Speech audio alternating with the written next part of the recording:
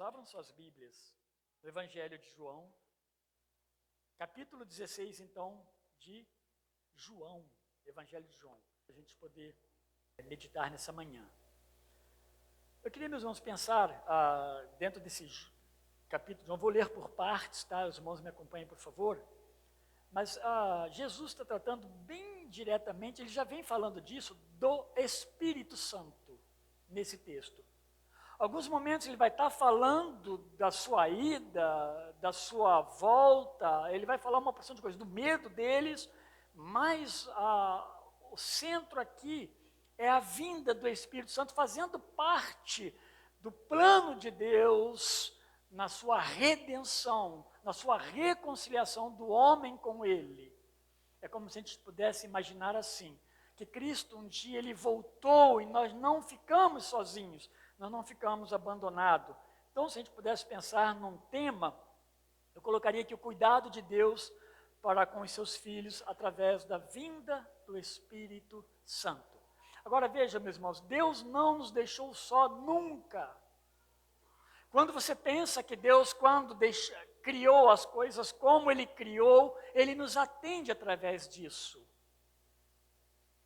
Mas quando você pensa também que esse Deus que criou as coisas como Ele criou e deixou para nós uma norma, um manual, a palavra de Deus, para que nós não nos perdêssemos. Mas muito mais do que isso, Deus também, Ele habitou no meio de nós, Ele esteve no meio de nós, e nós podemos afirmar hoje, Ele está no meio de nós, porque Deus não nos deixa sozinho. Havia uma turbulência no meio dos discípulos, uma preocupação, porque desde o capítulo 13, de uma forma mais direta, Jesus está falando, eu vou partir, eu vou partir, eu vou partir, diversas vezes. Eles ficam tristes, aqui Jesus fala as mesmas coisas, há uma tristeza no seu coração, eles não estavam compreendendo. Jesus quer chegar nesse ponto que eles serão cuidados por Deus através da presença do Espírito Santo. Mas o Espírito Santo não é só consolador, nós vamos ver aqui. Ele vem também no trabalho, né, de condenar. Vamos lá. Nos versos 1 ao 6, meus irmãos, a gente percebe que Jesus fala para eles que as coisas não vão melhorar. Sabe aquele otimismo excessivo? A gente tem que tomar muito cuidado, porque nós temos que ser alegres dentro do nosso coração pela presença de Deus, mas ser realistas.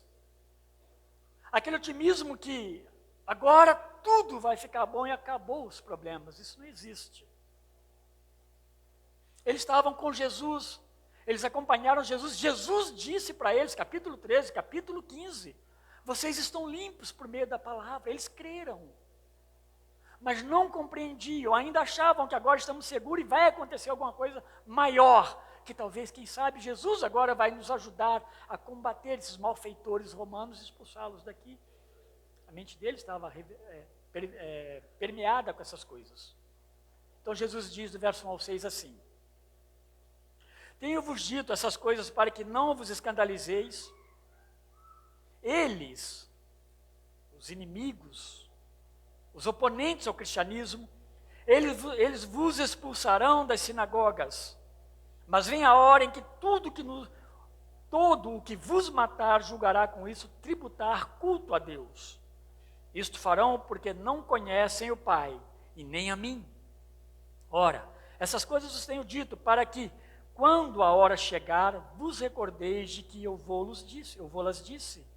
Não vou-las disse desde o princípio, porque eu estava convosco. Mas agora vou para junto daquele que me enviou, e nenhum de vós me pergunta, para onde vais?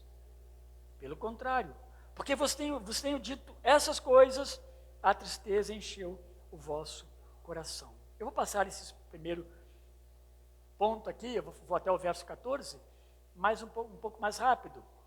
Eu quero me deter mais na segunda parte, em que ele fala de fato do Espírito Santo e a vinda do Espírito Santo. Mas eu quero ler, meus irmãos, o que a nossa confissão de fé, New Hampshire, ela fala no seu ponto 2 sobre a Trindade, sobre Deus e a Trindade. É interessante a gente pensar nessa afirmação que nós fazemos através também da nossa confissão de fé. Diz assim: cremos que há um e somente um Deus vivo e verdadeiro. Cremos nisso. Um Espírito infinito, inteligente, cujo nome é Yahvé, o Criador e Supremo Governador do céu e da terra, inexprimivelmente glorioso em santidade e digno de toda honra, confiança e amor possíveis, que na unidade da divindade há três pessoas: o Pai, o Filho e o Espírito Santo. E esse é o grande desafio da sua cabecinha, não é mesmo? Sua mente. Pai, Filho, Espírito Santo, um único Deus. Coisa maravilhosa, né? Como Deus se manifesta a nós. Iguais em toda a perfeição divina e executando distintos e harmoniosos ofícios na grande obra da redenção. Nós afirmamos isso. E essa é uma verdade afirmada aos textos que também as abonam. Então, meus irmãos, eu estou falando isso porque as ênfases muitas vezes recaem sobre uma pessoa da divindade. E as três pessoas são nossos redentores. O Espírito Santo, ele é Deus. E nós não podemos ter dúvida dessa afirmação. Por anos, e hoje com certeza também não é diferente, infelizmente, muito e sempre, se polarizou a pessoa, especialmente a pessoa do Espírito Santo, em extremos. Eu passei por fases muito mais intensas sobre isso, quando de um lado eles deram ao Espírito Santo uma excessiva ênfase. Vocês sabem, muitos aqui sabem do que eu estou falando. E quando dava essa excessiva ênfase ao Espírito, pouca ênfase dava-se às outras duas pessoas da Trindade, o Filho e o Espírito Santo. Mas, por outro lado, muitas vezes pouca ênfase ao Espírito Santo e mais nas demais pessoas da Trindade, ou a uma pessoa da Trindade. Tem igrejas evangélicas hoje que elas só batizam no nome de Cristo. Ela não batiza em nome da Trindade, sendo que é uma ordem bíblica. Esses perigos é que muitas vezes faz com que a gente não perceba a grande obra, por exemplo, do Espírito Santo, ou a forma correta, a obra correta do Espírito Santo. E muitas vezes as ênfases ao Espírito Santo, elas são equivocadas, destituídas, inclusive, de uma verdade, uma afirmação verdadeira das Escrituras Sagradas. A gente precisa entender isso para que a gente possa proceder corretamente. Então, precisa haver um equilíbrio, porque todos tiveram sua missão essencial nesse plano da redenção, esse plano eterno da redenção, da nossa redenção. Jesus anunciou o Espírito Santo apontando para a sua essencialidade na obra da restauração do homem com Deus. O próprio Senhor Jesus, ele vai falar diversas vezes da missão do Espírito Santo. Ele seria aquele, o Espírito Santo, que cuidaria da fé dos primeiros discípulos, fortalecendo-os. E é aí que Jesus quer dizer para eles: vocês não estão sozinhos. O Novo Testamento, ele descreve o Espírito Santo como selo de Deus em nós. E selo de Deus, meus irmãos, é uma ideia de uma propriedade de Deus. Quando nós somos selados pelo Espírito Santo de Deus, é como se dissesse: vocês são propriedades, é um carimbo. Aquilo que nós conhecemos como carimbo, que não pode ser violado. Por isso que é inviolável também. E aí, isso nos fortalece muito, porque se é inviolável, ninguém pode romper isso que Deus fez em nós. A palavra de Deus diz no Novo Testamento que Ele é o penhor de Deus em nós, num sentido de garantia e de segurança, que combina bem com o selo. Há um tempo em que O Espírito está conosco, nos garantindo com Deus, porque um dia seremos resgatados plenamente. Mas por enquanto, nós temos a certeza de que Deus está cuidando de nós. Esse texto então nos apresenta a sua missão para com os santos, mas também a missão do Espírito Santo para com aqueles que rejeitaram a Cristo. Isso fica muito claro. Então, dos versos 1 até o 6, fica muito claro o motivo de Jesus deixá-los de sobreaviso. Tenho-vos dito essas coisas. Deixa eu botar aqui para eu acompanhar, aqui fica mais fácil. Eu vos tenho falado essas coisas para que não tenhais motivo de tropeço. Que sobreaviso é esse? De quê? Ele está falando do ódio. E se você pegar o texto imediatamente antes, eu preguei aqui na igreja já, não sei se foi de manhã ou à noite, fala do ódio do mundo para com Cristo e para com os discípulos de Cristo. Aqui nesse texto, Jesus vai trazer para si, vai falar, por enquanto, esse ódio recai sobre mim, mas vai recair também sobre vocês. E o motivo era para que não se escandalizassem quando o ódio do mundo se manifestasse sobre os discípulos. Eles não tropeçassem. Esse era o problema. Não era uma questão de vocês tomarem cuidado para não morrerem. É para não se escandalizarem por aquilo que está por vir. Eu disse agora há pouco, mas lá no capítulo 6, no verso 60 e 61, alguns já haviam se escandalizado quando ouviram o duro discurso de Jesus, e Jesus era conhecedor das suas estruturas. E Jesus sabia que isso ia acontecer no momento. Naquele mesmo texto, fala, vocês estão se escandalizando porque eu falei que vão comer, precisam comer a minha carne e meu corpo. Lá naquele capítulo ele fala, que dirá quando virem o Filho de Deus voltar para o Pai? Lá no capítulo 6. E aqui agora ele está falando dessas mesmas coisas. Serem então expulsos da sinagoga, que é uma consequência de uma perseguição, seria um dos fortes sinais da rejeição dos judeus. Lembra o capítulo 9, o cego de nascença? Quando ele creu, ele disse que cria, sim, eu creio. Ele foi expulso, o texto diz lá, ele foi expulso da sinagoga. Eu quero dar um parênteses aqui, mas são parênteses, as crianças que estão ouvindo, talvez hoje vai ser muito legal vocês pensarem que eu estou falando, como eu estou falando, o texto está falando da subida de Jesus para o céu, da volta de Jesus para o céu, ele está falando também da descida do Espírito Santo. Tente ilustrar isso, quem sabe vai ajudar, né, a entender essa subida do Espírito, de Cristo e a descida do Espírito. A Bíblia trata o Espírito Santo, representa o Espírito Santo na figura de uma pomba, por exemplo. Fica muito interessante pensarem nisso. Mas também matar os discípulos, ele diz que seria um serviço que eles achariam, né, que eles fariam isso como sendo um serviço a Deus. E se a gente lembrar do que Paulo fez, nós vamos entender que Paulo também era esse judeu religioso e zeloso que matou e perseguiu a igreja até o momento em que ele encontra-se com Jesus Cristo e ele então é convertido a Cristo. E Jesus diz que eles manifestarão essa odiosa perseguição porque não conhecem a Deus e não conhecem a Cristo também, o Filho, aí no verso 4. E isso, meus irmãos, significando a ausência de uma experiência pessoal com Deus. Quem não tem experiência com Cristo não consegue servir a Cristo. Se você nunca teve uma experiência pessoal de conversão com Cristo, você não se mantém, porque não é você que se mantém.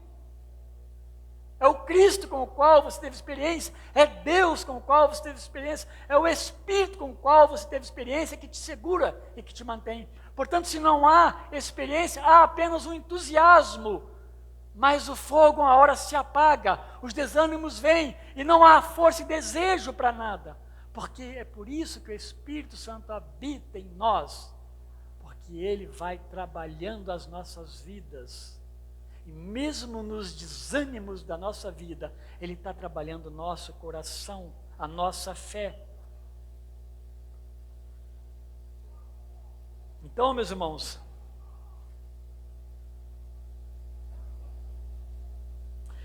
aí no verso 4, Jesus lembra seus discípulos que estava dizendo isso para que eles se recordem desse aviso quando as coisas acontecerem. Estou falando isso para que vocês lembrem disso quando elas acontecerem. E sabe o que importa aqui, meus irmãos? É que se eles lembrando disso, eles lembrariam também, olha, o que ele falou é verdade, está acontecendo as perseguições, mas eles lembrariam também que as bênçãos viriam. Se há perseguição, virão também bênçãos sobre nós. As promessas são verdadeiras. Então, meus irmãos, na verdade, tudo isso fortaleceria a fé daqueles discípulos. Por enquanto, então, o alvo do ódio diretamente era o próprio Cristo, no final do verso 4. Mas nos versos 5 e 6, eles são alertados que deveriam indagar para onde Cristo estava indo. E na resposta, que mais atrás já haviam recebido, porque Jesus já tinha falado, eu vou para o Pai. Lá em 14, 28.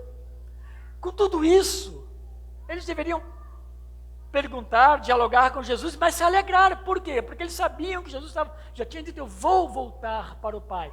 Tinha que significar para eles a volta para o Pai como uma obra de Deus completa na vida deles. Tinha que trazer a sua memória ao coração deles que Deus estava cuidando deles, que Deus não se esqueceu deles, que isso não era uma ausência, um afastamento, mas um cuidado de Deus, um cumprimento das promessas de Deus na redenção da alma deles e da alma do homem. Deveriam se alegrar.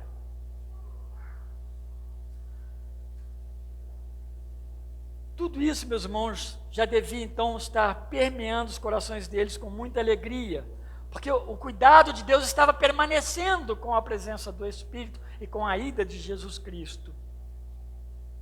Mas eles estavam tristes. Os autores eles perguntam, alguns comentadores perguntam assim, por que eles estavam tristes, de fato, porque eles estavam entendendo, eles não estavam entendendo. Eles estavam pensando na questão de um Messias presente e de trono. Tudo isso é possível, sim. Mas o que importa, o que eles precisavam compreender. E isso, meus irmãos, por diversas vezes Jesus disse, vocês vão compreender somente depois da minha subida para o Pai. E a ação do Espírito Santo de Deus na vida deles. E aí, o verso 7 até o 11 vai falar da vinda do Consolador no meio deles e de nós. Mas eu vos digo a verdade, convém-vos que eu vá, porque se eu não for, o Consolador não virá para vós, outros. Se porém eu for, eu vou-lo enviarei. Quando ele vier, ele convencerá o mundo do pecado, da justiça e do juízo. Do pecado, porque não crê em mim. Da justiça, porque vou para o Pai. E não me vereis mais, e do juízo, porque o príncipe deste mundo já está julgado, algumas versões até condenado. Primeiramente, Jesus então anuncia para eles que vai dizer para eles a verdade. Isso que eu vou falar para vocês é uma verdade, ou é a verdade. Não é um conto, não é uma história, não é algo possível ou não possível. É um fato que eu vou dizer para vocês. Sim, essa é a única verdade na qual a fé deles deverá se apoiar. A obra redentora de Deus nele, em Cristo, e no Consolador, no Espírito Santo. Vocês precisam entender e crer que eu volto para o Pai, que o Espírito Santo há de fazer continuar a obra de Deus no mundo. Os verdadeiros filhos de Deus, então, crerão na verdade da partida de Jesus e na verdade da descida ou da vinda do Espírito Santo. E jamais em uma religiosidade, principalmente eles que estavam sendo conduzidos dentro de uma religiosidade bem enganosa e duvidosa. Duas afirmações a gente percebe nesse verso 7. Primeiro, que a vinda do Espírito Santo, ela está de fato aqui, Jesus põe dessa forma, condicionada, ela está condicionada à volta de Jesus para o Pai. Então, voltar significa conclusão dessa redenção, no aspecto da reconciliação com Deus. Porque, de fato, meus irmãos, a salvação na sua plenitude, a redenção plena, ela vai se dar quando nós voltarmos para Deus eternamente no céu. Mas esse momento da reconciliação com Deus, do pecador com o santo, Jesus a cumpre plenamente quando ele morre ali na cruz do Calvário e ressuscita. Então a vinda de Jesus está condicionada, a vinda do Espírito Santo, à volta de Jesus ao Pai. E outra afirmação, Jesus é quem enviará o Espírito Santo. Ele está dizendo, eu enviarei. Então, ele envia o Espírito, assim como o Pai o enviou. Ele comissiona, envia o Espírito. Essa é a forma determinada dentro da economia da Trindade. É assim que opera. Deus envia o Filho, o Filho envia o Espírito. E aqui, meus irmãos, não significa em momento nenhum submissão, mas tão somente missão. E uma vez eu já falei aqui na igreja, talvez mais de uma, quando nós falamos primeira, segunda e terceira pessoa da Trindade, nós temos que tomar cuidado para quando nós fazemos assim, nós não façamos dessa forma, primeira, segunda e terceira. Porque não é assim. Se você quer usar o termo, tem que ser primeira, segunda e terceira pessoa da Trindade. Ou primeira, segunda e terceira, nem nessa ordem, não é nem essa ordem. Aqui é comissionamento, é funcional, é obra que cada um fez, e Jesus foi muito obediente, né? Perfeitamente obediente ao Pai. A vinda do Espírito Santo como consolador, e não só consolador, a Bíblia diz que ele é conselheiro, né? Ele é mais do que consolador, ele é conselheiro, ele é ajudador, ele é advogado. Mas a vinda dele, então, como consolador, nessa condição aqui, desse verso 7, ela está relacionada à sua operação junto aos servos de Deus. Porque está falando de consolador. E se nós pensarmos no consolador, nós estamos pensando na igreja. E aí, meus irmãos, você pode pensar infinitas qualidades e ações do Espírito Santo de Deus nas nossas vidas e na vida da igreja. Ele seria esse encorajador deles para todos os momentos, tristeza, alegria e assim por diante. Ele os animaria na fé, ele fortaleceria suas esperanças na promessa de Cristo, ou nas promessas. Ele os ajudaria em suas fraquezas e com gemidos inexprimíveis diante de Deus Pai, faria com que suas orações chegassem diante de Deus de acordo com a vontade de Deus Pai. A Bíblia diz que, Jesus fala isso diversas vezes também, que as nossas orações são atendidas. E há muita confusão, porque como ser atendido se eu faço oração e não sou atendido? Sim, são atendidas. As nossas orações, elas devem ser feitas em conformidade com o quê? Com a vontade do Pai. O Espírito Santo de Deus nos ajuda nesse processo. Ele conduz os chamados por Deus ao arrependimento de seus pecados e a crerem em Cristo. Ele faz isso. Ele é o consolador das horas de choro e aparente desesperança. Ele faz isso em nós. Então você pode estar ausente de amigos, de irmãos em alguns momentos difíceis, mas você nunca estará ausente da presença do Espírito Santo de Deus. Isso deve ser, meus irmãos, então olhado como de fato o nosso consolador. Aquele que cuida de nós plenamente. Sem o Espírito Santo não podemos, ou não poderíamos, jamais poderíamos nos achegar a Deus, se Ele não operar em nós. Nos versos 8 a 11, então, Jesus descreve o que o Espírito Santo operará no mundo. Eu falei do servo de Deus, consolo. Mas no mundo, esse mundo carente da graça de Deus, diante daqueles que o rejeitaram naqueles dias, especificamente, alguns autores, inclusive, meus estudiosos, tratam esse texto de 8 a 11 aqui, especificamente para aqueles dias. Outros entendem que ele é aplicável, sim. Deus está falando aqui de uma aplicação ao longo da vida do mundo. Então ele descreve esse mundo longe da graça de Deus, mas que de forma, interessante isso aqui, que de forma consciente e intencional operam contra a obra de redenção decretada eternamente por Deus em Cristo Jesus. Você pensou nessa questão? De uma oposição intencional a Deus, ou seja, com entendimento, com conhecimento, mas se opõe. Então, primeiramente, no verso 8, bem no começo dele, o sentido é de um convencimento. Ele virá e convencerá. Um convencimento para alguém que está agindo errado por pensar o contrário. Nem sempre pensar o contrário é errado. Nesse contexto, alguém está agindo errado porque pensa errado sobre Deus e sobre a obra de Deus. É o mundo sob a queda e agindo como o mundo pecado. O Espírito Santo, então, ele age no mundo condenando, nesse mundo, condenado, e acusando esse mundo que jaz sob o efeito do pecado. Trata-se, então, de convencer com evidências sólidas, claras, de fato, algo que é percebido, é confrontar e provar que está errado. Entende por que então acaba sendo uma oposição intencional? Porque o mundo sabe. E, meus irmãos, não é difícil você perceber o peso, o ódio que muitos demonstram de forma clara contra Deus, quando se tem oportunidade de fazê-lo.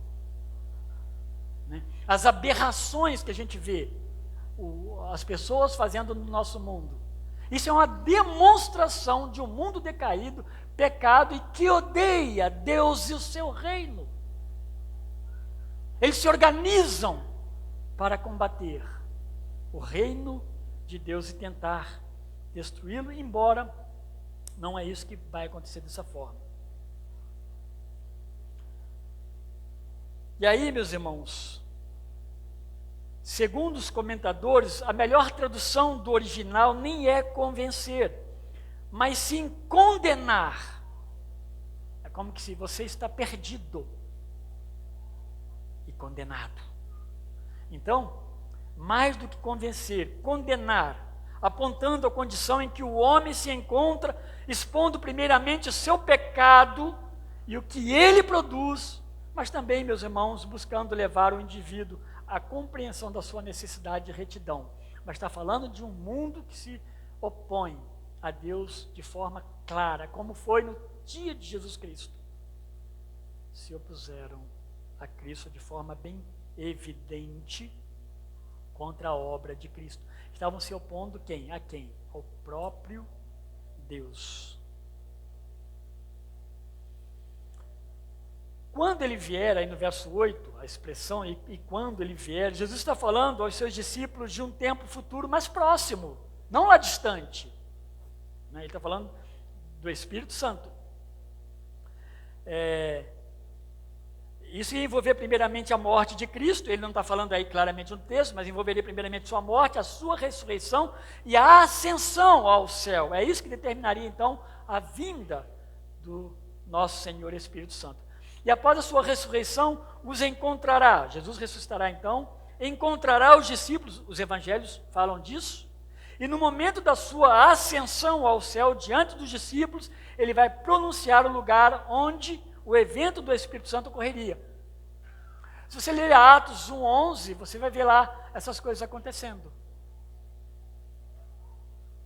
Ele vai falar assim, virá sobre vocês o Espírito Santo. E serão minhas testemunhas, senão não haveria testemunha. Na Judéia, Samaria, todas as regiões da terra. Mas é pelo poder do Espírito Santo. E isso vai acontecer quando? No dia de Pentecostes. A manifestação plena do Espírito Santo no meio do povo de Deus. Inauguração do derramar do Espírito Santo. E se deu 10 dias depois que Jesus subiu ao céu naquele dia ali. Porque Jesus ressuscitou na Páscoa. O Pentecoste é 50 dias depois da Páscoa. Então Jesus ressuscitou na Páscoa. 40 dias depois, né, ele aparece, ele sobe ao céu. Ele está com seus discípulos e 40 dias depois ele sobe ao céu. E o Espírito Santo se manifesta no dia de Pentecostes. Então, 10 dias depois desse momento aqui da ascensão. Sua vinda, então, tinha como propósito convencer o mundo, confrontando o mundo e levando este mundo a perceber que está errado. Por isso, cabem algumas expressões até mais apropriadas do que convencer, talvez com muito mais peso do que convencer, que vai ser uma exposição, um envergonhamento, uma condenação, uma acusação a expor diante dos homens o seu pecado diante de Deus. E o que precisa ser exposto pelo Espírito Santo de maneira que provoque profunda vergonha no mundo? A culpa do homem diante de Deus. É isso. Você é culpado. E por causa da sua culpa você está condenado. E por causa da sua condenação você viverá eternamente longe de Deus. É mostrar ao mundo a sua culpa. Ele é culpado e por causa disso está em falta com Deus e sob domínio das trevas. Ele precisa de luz. E o homem que não tem a luz, ele foge da luz, ele quer trevas. Porque a luz mostra os seus pecados. É por isso que Jesus ele é comparado à luz do mundo.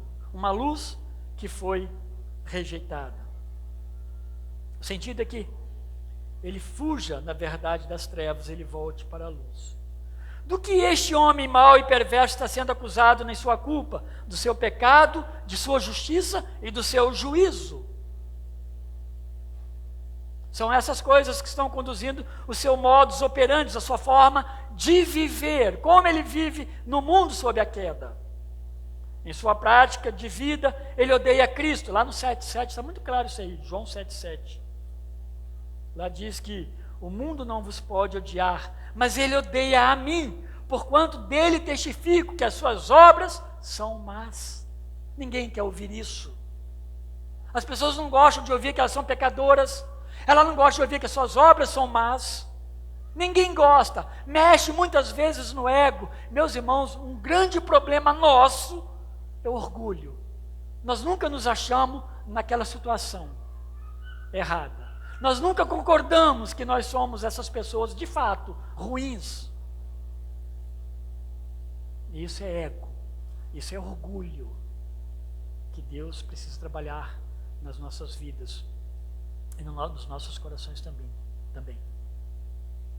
Então será o Espírito Santo, apoiado, obviamente, pelas Escrituras Sagradas, que está empenhado nessa obra de declarar o mundo culpado. O Espírito Santo nada mais... Eu estou dizendo isso aqui, meus irmãos, porque se você ler a palavra, é o Espírito que vai te iluminar e te mostrar. A palavra está escrita, o Espírito vai mostrar. E a Bíblia diz que o mundo verá isso também, ele é confrontado com isso também. Então o Espírito nada mais faz do que continuar aquilo que o próprio Senhor Jesus já havia dito e já havia feito. Ele não vai mudar as coisas, ele não vai trazer para si agora a glória, agora o reino é meu, não. Eles trabalham perfeitamente, em plena concordância. Mas um trabalha continuando. É Cristo que está sendo mostrado através do agir do Espírito Santo no mundo e nas nossas vidas. Assim o Espírito Santo declara o mundo culpado por sua ideia errada a respeito do seu pecado, de sua justiça, do seu juízo. No verso 9, do pecado, porque o povo que forma o mundo não crê em Jesus. Olha que perigo, não crer em Jesus. Se o mundo soubesse, entendesse isso e cresce nisso. Eles não querem isso. Eles sabem, eles ouvem. Eles sabem que Cristo morreu, mas não querem isso para si. Está condenado, está indo em direção, eu diria passos largos, para o inferno. Porque, meus irmãos, o que é a nossa vida? O que é a nossa vida? Ela voa, O Salmo diz isso. Jesus veio e os denunciou como pessoas que estavam em dívida diante de Deus Pai. É isso que ele estava mostrando no seu ministério e sendo confrontado por aqueles homens. Para autenticar sua divindade, ele falou em nome do Pai, fez milagres, não cometeu pecado algum. Ele venceu a morte, ele subiu ao céu. Em tudo que Cristo fez e que falou, ele foi visto, ele mostrou Deus. Ele mostrou Deus. Eles tinham todos aparatos confirmatórios, das Escrituras para olharem para Jesus e falar: aqui está o Filho de Deus. Aqui está Deus presente no meio de nós, mas não fizeram isso. Eles mataram. Pedro vai usar uma palavra muito pesada lá em Atos, Na sua pregação, vocês mataram o justo, o Filho de Deus. Mas João 12:37, ele vai, diante de tudo que Cristo fez, ele finaliza aquele texto, aquele capítulo intermediário do livro de João, do Evangelho de João. Ele diz que lá que termina os milagres, ele diz: eles não creram.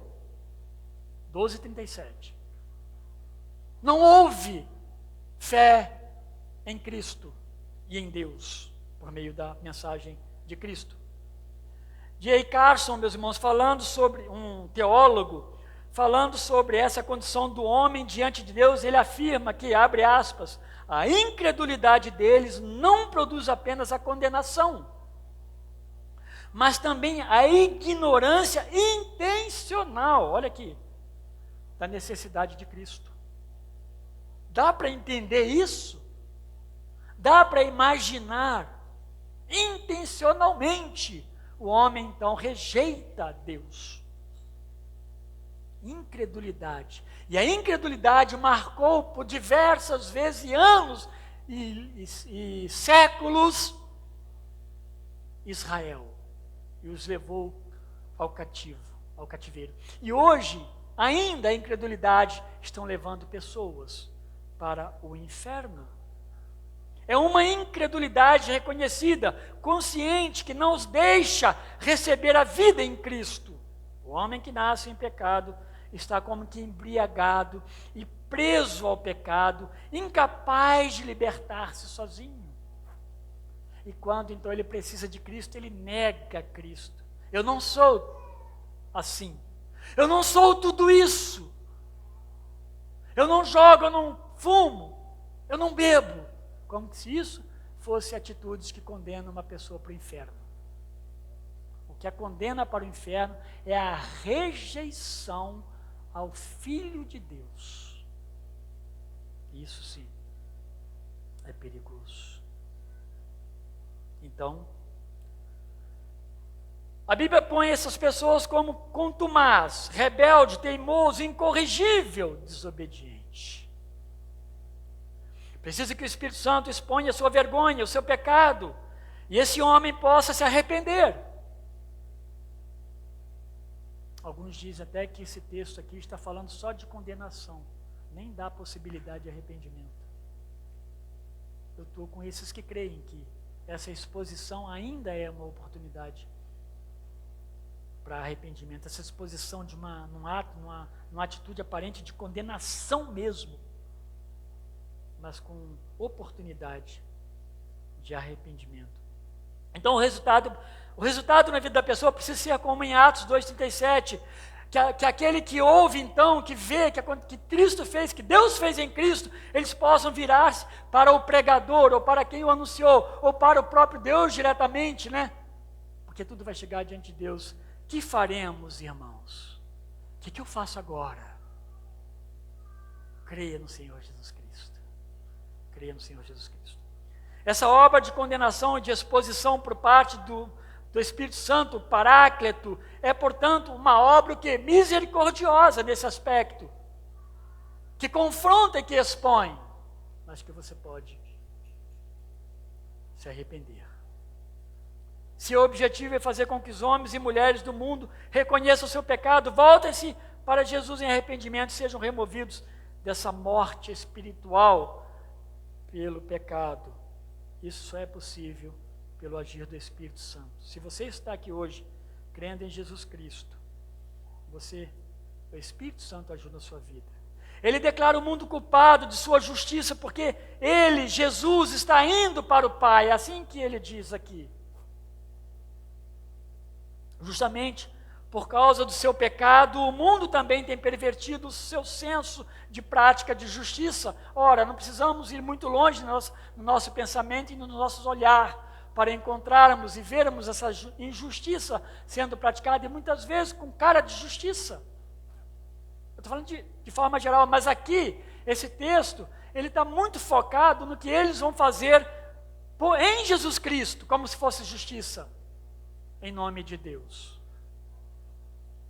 E essa injustiça, então, ela fica evidente exatamente pelo fato de que Cristo foi condenado pelo mundo, mas recebido na glória. Ou seja, meus irmãos, o Cristo que eles condenaram foi recebido por Deus. E Deus, então, o considerou justo. Quem está errado nisso aqui? É Deus? Ou são os homens? Ou é o mundo? Então, vocês são culpados por causa da justiça. Porque Cristo que eles condenaram voltou para junto do Pai. E a Bíblia faz essa afirmação, né? Estevão olha para Jesus, aqui já diz o texto, mas Estevão olha para Jesus, né? Ele enxerga, ele vê Jesus. De uma forma espiritual. E ele contempla o Senhor Jesus e roga a Jesus. Engraçado que, interessante, né? Que ele roga a Jesus como intercessor para que Jesus tivesse misericórdia daqueles que o condenavam ali embaixo. Então Cristo volta para o Pai. O mundo que está errado na sua justiça. Pedro deixou também isso muito claro após a cura do homem coxo, lá em Atos 3,14. Ele diz lá, esse texto que eu citei agora há pouco, parte dele: mas vós negastes o santo e o justo, e pediste que vos dessem um homem homicida. Foi assim que vocês agiram na justiça de vocês. Então o homem é condenado, porque ele rejeita, ele condena o Filho de Deus, ele rejeita o Filho de Deus.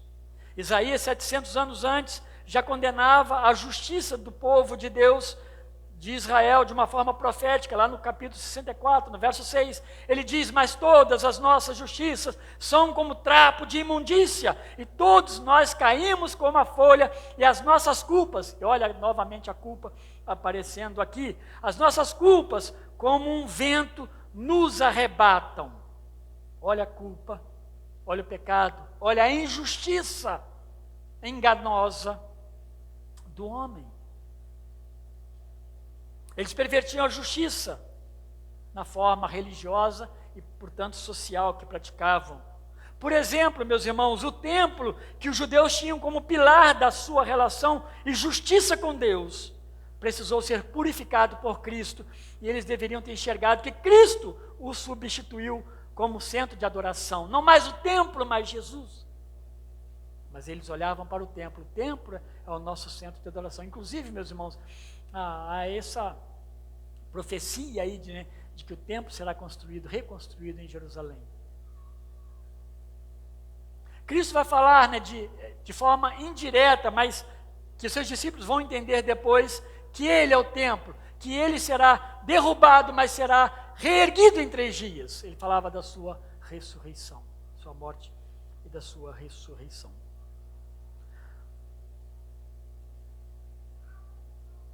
Também a noção religiosa errada de justiça sobre o sábado os permitiu confrontar e condenar Jesus, que é o Senhor do sábado. Então, vocês percebem a distorção religiosa que o homem faz da justiça. Que dirá a justiça social que nós tentamos praticar nos nossos dias, fruto de nós mesmos. Não há verdade, meus irmãos, fora de Deus. Não há justiça que possa ser justiça se ela não for encaminhada por Deus. Senão vamos ficar correndo atrás do nosso próprio rabo, como o cachorro faz. Essa é a ideia de que se nós não buscarmos em Deus, enxergarmos Jesus como nosso Salvador e o de Deus como aquele que provê a perfeita justiça, nós vamos criar a nossa justiça, como eles fizeram lá também. Na justiça deles, então, eles removeram da terra o homem mais justo. Eles confrontaram o próprio Deus. E agora ele volta para o Pai, em sua justiça própria, o mundo se opõe a Deus, que tem a perfeita justiça. Mas o Espírito Santo, vindo, o mostrará para o mundo quão vãs são suas pretensões em suas justiças vazias e levá-los ao arrependimento. Por fim, meus irmãos, o Espírito Santo declara o mundo culpado de seu juízo, porque o príncipe deste mundo já está condenado. Ele diz isso no verso 11. A Bíblia descreve este mundo como decaído por causa do pecado. Ela também cita Satanás como seu príncipe. Diversos textos nós podemos ver isso. O Deus deste século, o príncipe deste mundo. Sim, ele governa o coração desse mundo sob a condenação de Deus. Ele encantou Judas Iscariotes. Eu fiquei lembrando dessa passagem mesmo, buscando lá na minha mente. Porque ele foi encantado pelo diabo, na verdade, né? Ele agiu por livre e espontânea vontade, em atendimento, obviamente, à obra do diabo. Lá em 13:27 diz que o diabo, Satanás, entrou em Judas. Ora, meus irmãos, se nós não somos do Espírito, nós somos do diabo. Não tem como, não tem um meio termo. Eu não sou nem desse nem daquele. Isso não existe, tá? No reino de Deus, ou pertencemos a Deus, ou pertencemos ao diabo. Ele é o príncipe deste mundo. Ele governa o coração deste mundo que está condenado. Mas ao condenar a Cristo, que foi recebido por Deus Pai, Satanás condenou quem? A ele mesmo.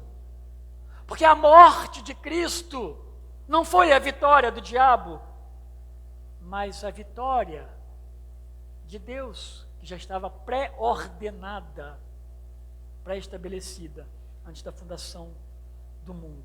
O juízo do mundo sobre Jesus, desde seu julgamento desleal até o dia de hoje, é uma demonstração clara de um governante inescrupuloso, um governante mentiroso, porque é assim que o diabo age e que o diabo faz. Homicida, matador. E os governados obedecem ele por sua incredulidade em Deus, ou a Deus, diante de Deus.